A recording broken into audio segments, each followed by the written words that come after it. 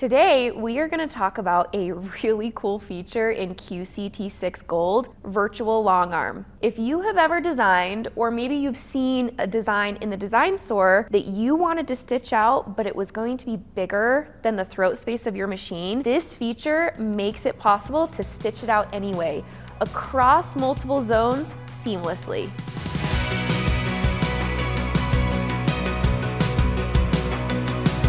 Hi, I'm Tessa with the Grace Company, and today I'm going to walk you through Virtual Longarm from start to finish. Virtual Longarm is a feature in QCT6 Gold, so if you have the Gold subscription, you already have this. By the end of this video, you're gonna wanna try it. I'm going to be quilting this crumb quilt top today. You can see there's a big 27-inch cream square right in the center, and I wanted to fill it with a large flower design. That center square is way bigger than my throat space, even though I have a pretty big throat space. So Virtual Longarm is exactly how we're going to handle it. I have a pattern in mind, so we're picking up right from the home screen. Let's go. First thing from the home screen, I'm going to tap QuiltCAD right here in the Other Features panel on the right side. QuiltCAD is where we do all of our design setup before anything goes to the machine. You'll see this grid workspace open up. That's our canvas. I'll tap Select Pattern to open my design library. This is where all of your designs live, your built-in patterns, anything you've imported. I'm going to find my large flower design that I imported earlier.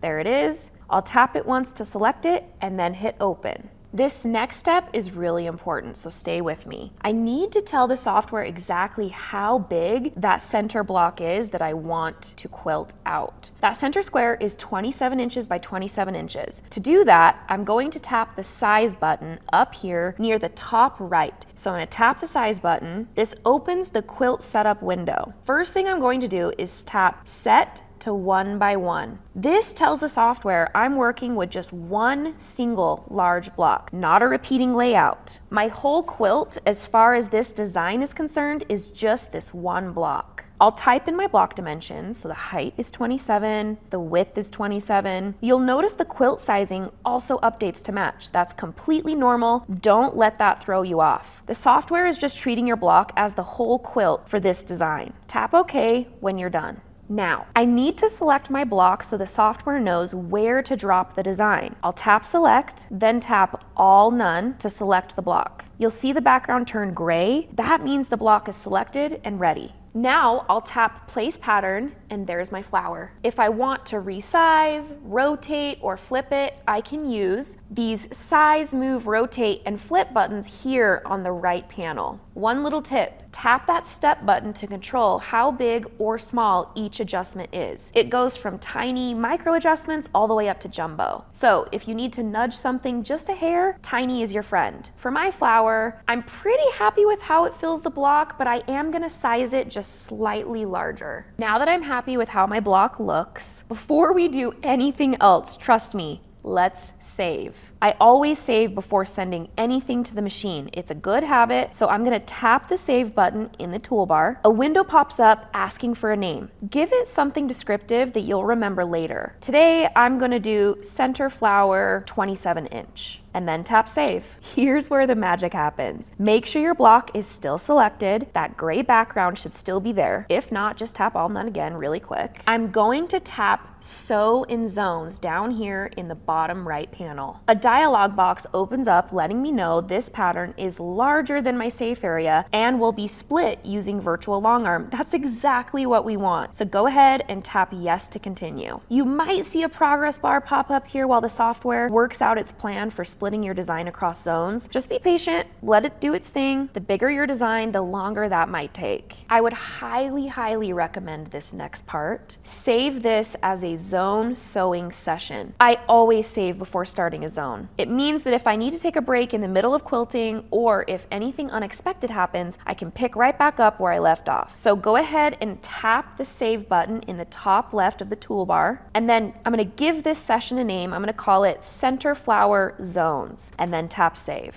Now, the quilting interface is open with my design loaded in, but before I touch anything else, before I place or sew a single stitch, I want to check my zones. This is a step a lot of people skip, and it can make a real difference in how your finished design looks at the seams. I'm going to tap Zone Manager in the right panel. It'll warn me that opening Zone Manager will reset any placements I've made. That's totally fine since I haven't placed anything yet. I'll tap yes. Zone Manager opens. In the top left, I'll tap Show Zones. Now I can see all of my zones laid out, numbered, and outlined in gray. What I'm looking for here is whether any zone boundary cuts awkwardly through a detailed part of my design. Like if a zone line went right through the center of a petal or an intricate piece, that's going to be really hard to match up when I shift my quilt. Luckily, for today's video, I picked a pretty simple design, and I would highly recommend the first time you try Virtual Longarm to do something simple like this one. My design looks pretty good, so I don't really need to make any adjustments. However, let's say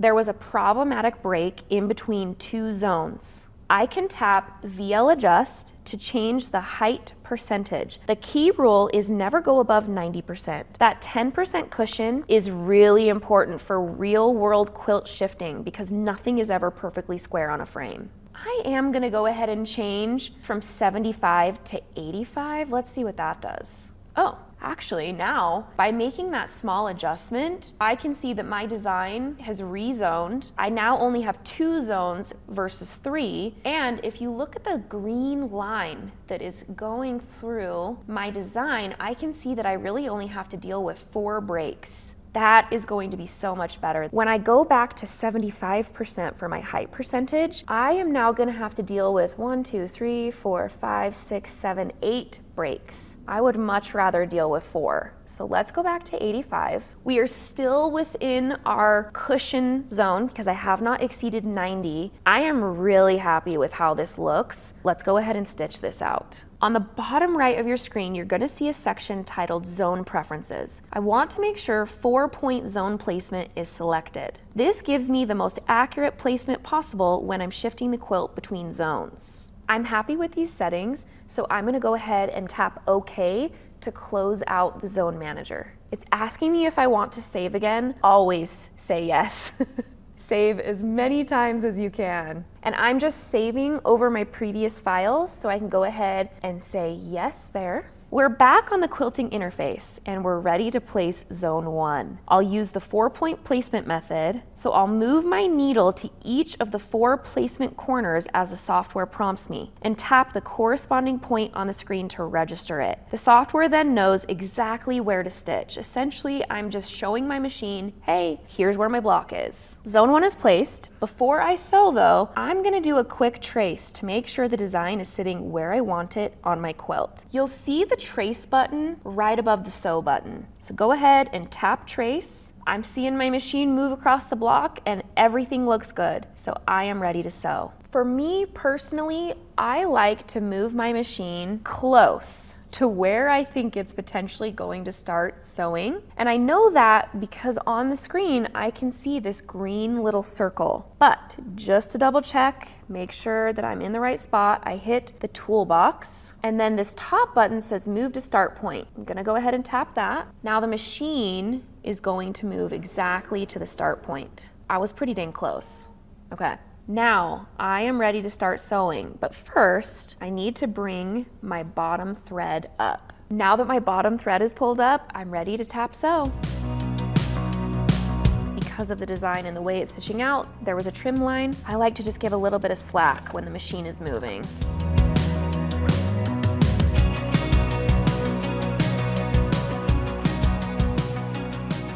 I'm gonna have another trim line here, so it's gonna do its micro tie-off stitches, and as soon as the machine is ready to move, I'm gonna pull on this thread just a little bit, just to give my machine slack so it doesn't pull on my design. And zone 1 is complete. So now I am ready to mark my zones and then roll my quilt top up so I can stitch out zone 2. In order to mark my zones, I'm gonna need to move my machine. Well, I don't wanna drag my bottom thread all over to do that. So the first thing that you do is bring up your bottom thread so that you can trim it. This is so I don't have to crawl underneath to trim my bottom thread. By pulling it up like that, I can trim it at the same time I'm trimming my top thread. Now, my machine is free to move without pulling thread with it. The next step is to mark my zones. So first, I'm going to tap Mark Zone. You'll see that a text box pops up, and essentially this box is just verifying, did you cut your threads? Did you cut your bottom thread? Can this machine move freely? And so yes, I'm going to tap yes.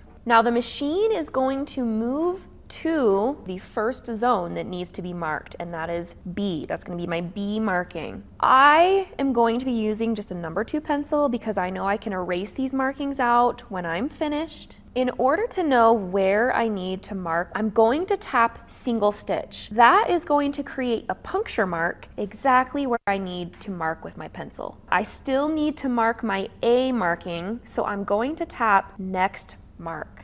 I will let my thread move out of the way, and then I will mark where that needle punctured. Now, the machine has moved over to the A marking that I need to make. So again, I'm going to tap single stitch. That's going to create a puncture mark in the fabric, so when the machine moves out of the way, I know where to mark with my pencil. I couldn't really see where the puncture mark was previously, and if that happens to you, you can just tap previous mark, and the machine can move back, and I can do the single stitch again. This one is easy to see, so I got that one marked, and I feel very confident that it's correct, but I just want to do this one more time. Now, I am done because I have made a B mark and an A mark. So now I am ready to just hit continue. A dialog box pops up asking, are you sure? Have you marked all of your zones? And yes, I have. So tap yes. And then again, it's warning me the machine is gonna move to where you need to place your next zone. And I'm just gonna hit okay. Now, another dialog box pops up letting me know that it's time to move my quilt top so that the needle is directly over this mark that I just made. Now I've got my quilt top moved up. Let's tap okay.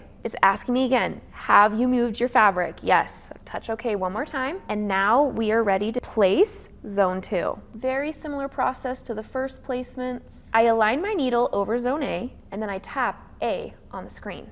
And now we're going to move and place the needle over marking B. Looking at the screen, it looks like my start point is actually somewhere around here. And I know that because that green circle is telling me that is the start point. So I move my machine close, but same thing, I'm going to tap the toolbox and then tap move to start point. Perfect, we're pretty close. This is the most important part. This is the feature in Virtual Longarm that's going to allow you to have a seamless design. Endpoint adjustment. I'll tap EPADJ, which stands for Endpoint Adjustment, in the top right toolbar. What this screen does is it lets me fine-tune where each individual line in this new zone starts and ends, so it connects perfectly to the stitching I already put down in the previous zone. The currently selected line shows up in dark blue on the preview. I'll use these arrows under the preview to move between lines.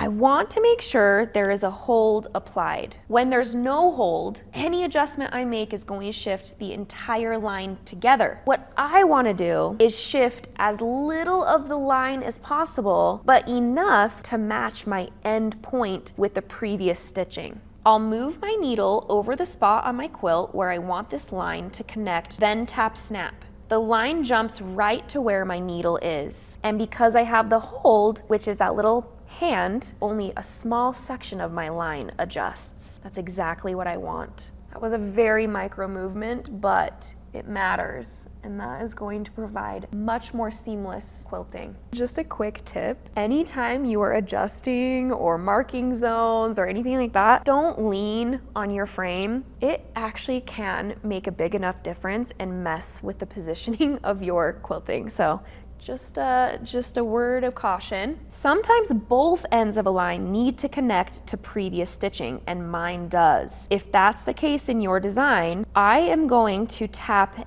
end point to switch to the other end. Now I'm going to move my needle to that spot. Now I can tap the screen again to move my hold, and I'm going to place it just right below that end point. Once I'm happy with where my hold is placed, I can hit the snap button I just did something wrong. I didn't move my machine. So let's try that again. I'm gonna move my machine this time, and I'm going to place the needle just right above that stitching. Let's try that again. Hit snap. There we go. That looks much better. That looks correct. Once I'm happy with how these endpoints look, I can go ahead and hit confirm. It took me back to the quilting interface, and I am ready to stitch out this line. I'm gonna move my machine as close to the starting point, and then I'm gonna hit the toolbox and move to start point.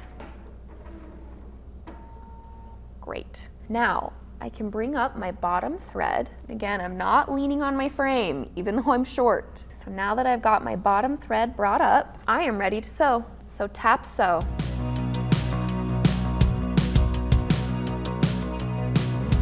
Man, my fabric looks kind of wrinkly. I promise I ironed this.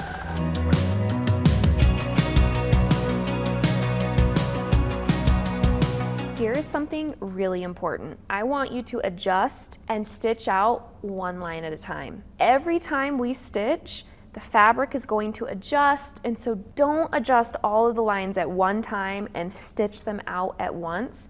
Do one line, adjust, stitch, go back in to adjust your next line, and then stitch that line out and keep going. So I've stitched out my first line in zone 2. I'm ready to stitch out the second. Tap, move to next, and then I can either tap the arrow underneath where it says selected line and move to line 2, or I can touch the screen right on the line. I'm just gonna hit the arrow, and as you can see, line number 2 is dark blue. That is the line I'm going to adjust and then stitch out. So I'm lining up my needle right over that end point. I'm gonna move my hold down a little bit.